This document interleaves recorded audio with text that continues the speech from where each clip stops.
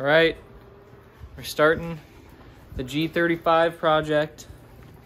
Recently bought this. Looking forward to be my next or my first drift missile. First drift missile. It's a little rough. Cole hasn't heard it run or anything. I've only seen it in a light one time. But here it is.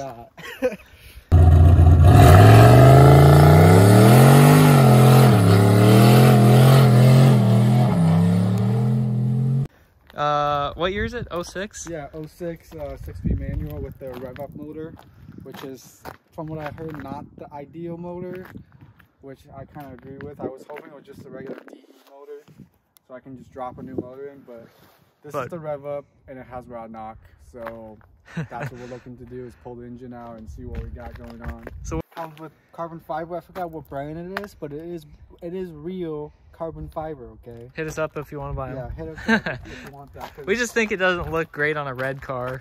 It's too nice for a drift missile too. Yeah, probably, because this might get wrecked. Yeah. Anyways, and can we talk about these? Oh yeah. What are those? What are those? These things out. Oh my gosh, atrocious. Anyways, but as you can see, on this wheel over here has some really cool stuff going on, if I remember right. Yeah, check that out. That's safe. I don't know how vital that is. That's coming out, but it looks pretty sketchy. But we're not into these rims. It's not really our style. Yeah, those are coming off. We got a little bit of paint chipping and do you have the key? Some stupid dip stuff. But yeah, I have the key. Yeah, show them the interior. See what we got. There's some like side skirt and stuff in here that I gotta take out first, but yeah, we're missing all sorts of stuff on this, but it seems to be mostly there. I mean, it's mostly, I got this diamond stitched carpeting. Yup. Yeah, you know what it is. Fancy. But so Dragon Ball Z shift knob, is that? I think so. Sick. I have no idea, but let's toss a battery in. I think we're just gonna try to pull the motor out today and get it to the point where we can swap the rev up heads on. We'll show you guys that. Swapping the rev up heads on a DE short block. Hopefully that goes as smoothly as we've planned. From the research, the short block should be the same. Some say that the short block is slightly stronger on the rev up, but I don't think that they will do that. But who knows? Does it really matter? We're just doing some experimenting. Yeah. I mean, if it works, it works. If it doesn't, then I'm shit out of luck. Yeah. LS swap. LS swap, yeah, maybe. Okay, so we will put a battery in this and then show you the rod knock. It's gonna be sweet. I haven't heard it. I'm excited. All right. Okay, here we go. Okay, you can start it. Oh yeah, here's the hot air intake before we start it. That's the last thing the guy installed, because apparently he left that sensor there disconnected. What is that? The mass airflow? Yeah. Mass airflow disconnected. So I don't know anything about how these motors run, but if that was disconnected, we're wondering if it was the cause of the rod knock, or at least helped in rod knock. Yeah, because it had a decent amount. I think it had about 200,000 on it. Yeah. And then with the mass flow sensor off, I'm assuming it changed up the tune, and then maybe it was running lean or something, and just kind of finished her off after 200,000 miles. But yeah, the hot air intake. If you look at it, I mean, the air intake is here, stock, coming directly from out of the grill. And it goes in there. And yeah, then you get cold air into the intake, but now it's just hot air from the engine bay. But so we're gonna be deleting the hot air intake most likely. Maybe going to it. Don't they have ones that come up into the grill?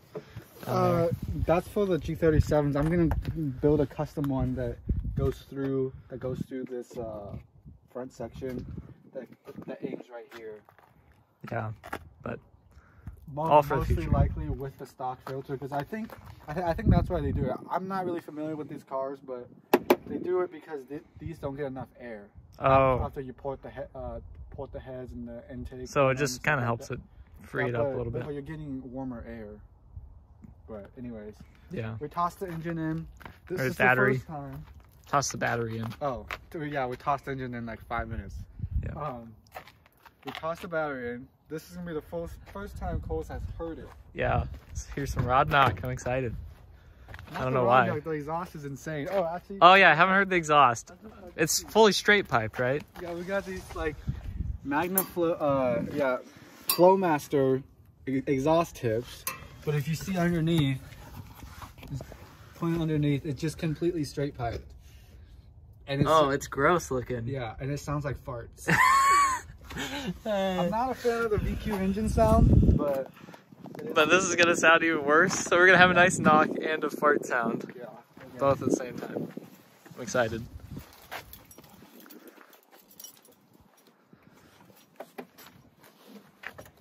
Ready? Yeah.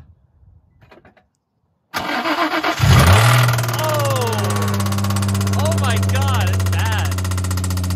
Oh my God. Oh, it sounds bad too. Loud as shit. It's loud as shit. Oh my God. We need a muffler, dude. That's ridiculous. Sure. There's no way I'm gonna be able to drive that daily. Oh, it doesn't quite sound like a rod knock. It's kind of... It's just a tick. Yeah, it's too high pitched to me. But maybe it is. Maybe it's just little baby rods in there we're used to big V8s. Yeah. If you have had this noise on your G35, we'll let you know what it is. Please let us know if you figure it out. Yeah, we're gonna pull it up, examine it, and see what the hell's going on. Yeah, we're gonna start with pulling the motor. We're gonna try to pull the motor and the trans together, so get the full effect pretty soon. We're gonna drive it in.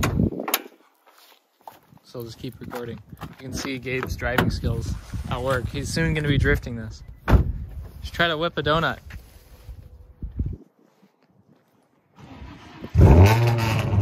Dear Lord, that is obnoxious. It sounds so terrible. Oh, dragging a rope too. It's classic. Holy shit. It's so loud.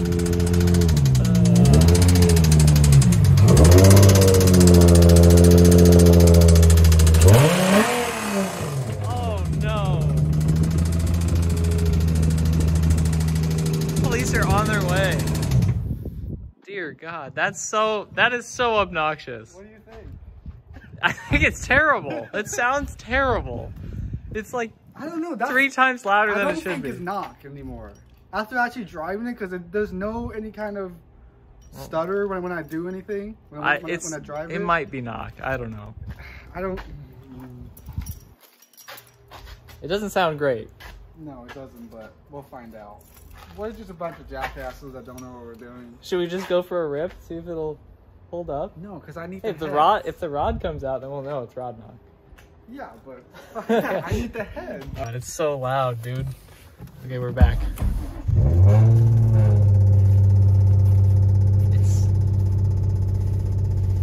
I don't think it's a rod. It sounds. Well, if it gets worse, it runs too smooth to be rods. If you say so, dude. It's got a nice tick. Maybe it's like a. Maybe it's just timing chain or like tensioner, timing chain tensioner. Lifter. Maybe. Whoa, this it goes over way too much. Okay, so we'll just have to put a 4-speed in it. 4-speed? So it doesn't go over so much. Yeah. Oh yeah, she runs great. No pedals, nothing. Right.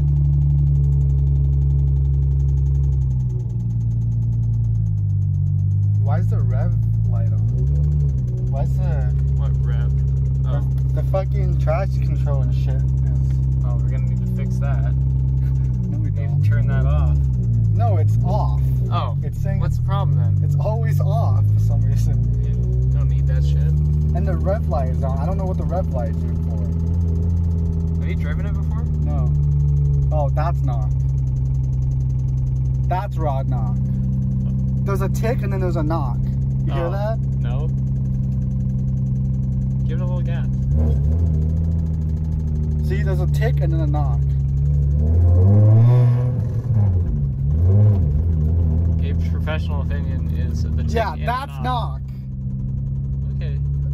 Yeah, this is not happening. Dang it, we don't get to go for a rip. Hey, there, it's gone. Sounds great. What the fuck is going on? Just when you load it a certain way, it stops. Oh dear God, it sounds terrible. Yeah, there's no. It's got like 20 different weird noises that's happening. Was it stuttering? Yeah. Okay, now we just need to make it back. That was a really fun rip. You can do any donuts or burnouts. There's a ditch right there. I understand.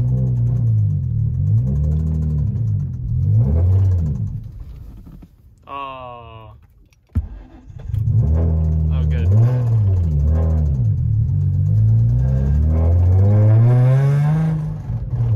Oh my.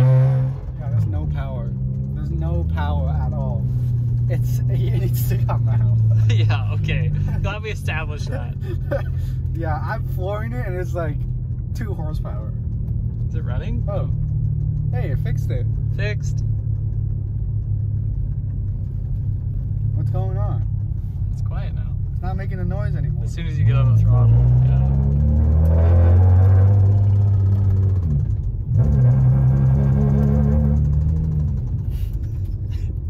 Hey. Oh, the engine's off now. Oh, engine died. Hey, at least you're rolling. Don't hit the brakes. Just roll right into the driveway. Oh, we're not gonna make it.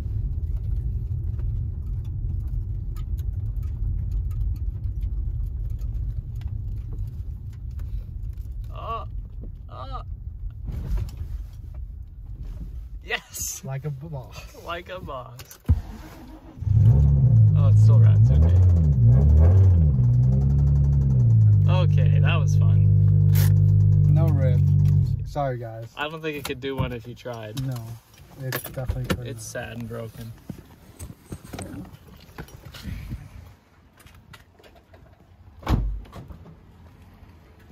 People are looking at us. Who's that guy? Judging. Oh, I was dragging this rope around. Oh shit! I totally forgot. So we flat-toed it here. And I forgot to take the rope Oh out. my god. Classic. Just pulling around a rope. Put this piece of wood so it doesn't roll. That'd probably be smart. Okay. Time lapse, engine pulling time.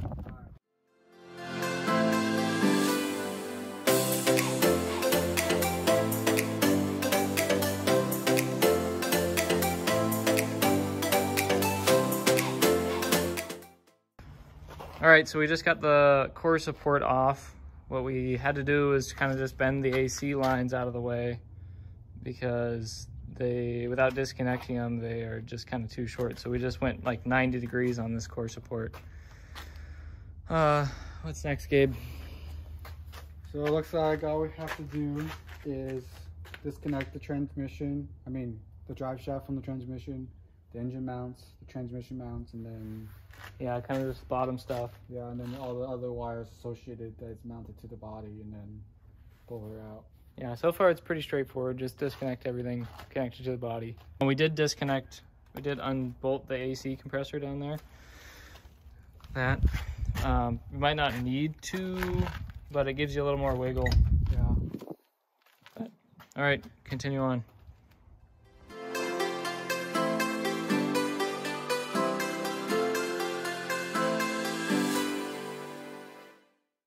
The next day. It's the next day. I just wanted to give you guys an overview of the problems we had and how you can do this yourself.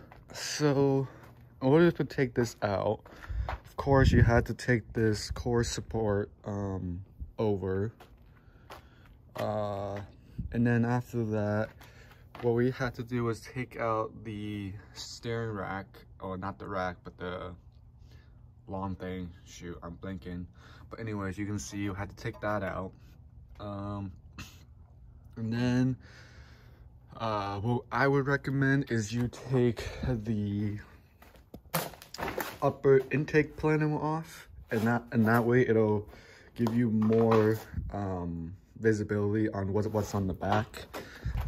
What we had to do was just take the whole harness off. There would be a harness right here, and then there'll be like a U-shaped plastic wiring holder, and then all of that goes into this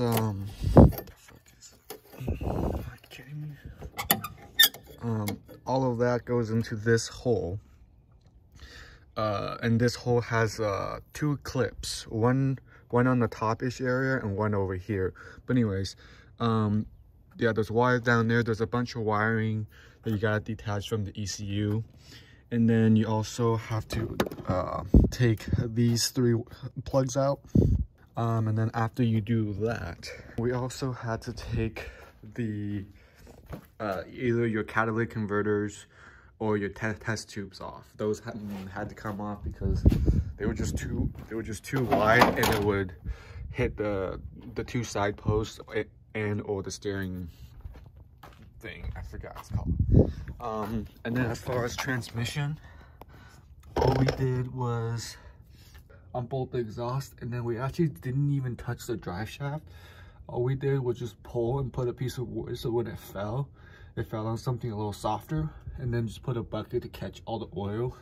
As you can see, we didn't, but that would be the easiest way to do it. If you wanted to change out the drive shaft, or you just wanted to see the drive shaft, then you have to disconnect, like, I don't know, like 6 to 10 bolts, which is what we didn't want to do. We just wanted to slide it out. But yeah, so we didn't attach anything, and it just slid right out. It did what we wanted it to do, as you can see, because the engine's out. But yeah, it wasn't too bad. Yeah, so we got it pulled. Now what we're gonna do is, in the next video, we're gonna pull the heads off, take it to the machine shop, get it inspected, and then hopefully the heads will fit on this short block. As you can see, this short block is way cleaner. But one thing I want to point out about the rev up motors and the regular DE motors, that makes me even more convinced that the bottom end is pretty much, if not identically the same, is that you can see, so I believe that's the intake sensor, and then that's the exhaust. It looks like it's already shaved for an exhaust sensor. So if you're good enough, technically you can hog this out, tap that, and put a sensor and put the regular DE cam, put the rev up cams and sprockets and timing, and you should be good to go. And it looks like you have it here. But just to give you a little more example, see, this is the place that was not drilled out on the regular DE. So let me know if you know anybody that can do that. I'd be curious to learn about these motors some more. But yeah, so you can see on both sides, and then the other thing is you just gotta change the front timing, and I'm assuming that's basically it besides the cams. I don't know if there's anything else that makes the rev up motor different. I know that the oil pump is a little different, but you know, just a couple other things in terms of top end. I think the cams and the variable valve exhaust is it. Let me know in the comments below if you know of anything else that is different. But yeah, that concludes this video. Next video, what we're going to do is just, like I said, pull the heads off, take it to the machine shop, and hopefully fit the rev up heads onto the regular DE short block. And that should be it for today, and I'll catch you guys in the next video.